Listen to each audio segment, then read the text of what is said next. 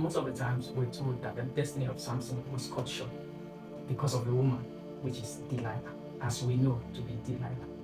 But that's not the complete truth of the story.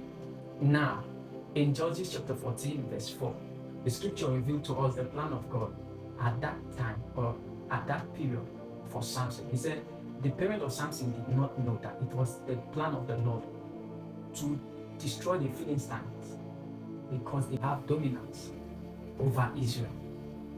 Now, it happened that the first wife of Samson, or the first marriage of Samson, didn't work out, and then Samson ended up with Delilah, which resulted to him losing the locks of his hair, which we know to be the strength or the source of his power. Now, but something shocking happened that most times we don't even look towards in the scripture. Now, in chapter 16, verse 28, when Samson was captured by the Philistines, when all the lords of the Philistines gathered to celebrate their victory, the capture of Samson. Now, in verse 28, Samson cried out to the Lord. He said, Lord, strengthen me this that I may die, or avenge my eyes, and I may die with the Philistines. Now, 30b, or when the Lord strengthened Samson, and then Samson collapsed the pillar of the temple. Go to verse 30b.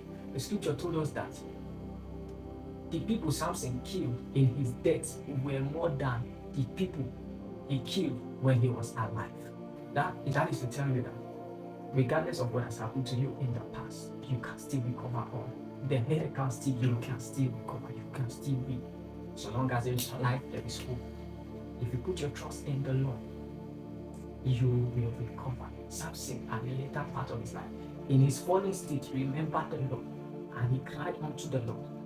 And he was able to fulfill his purpose because he cried unto the Lord. He remembered the Lord. He said, call upon me in the days of trouble and I will answer.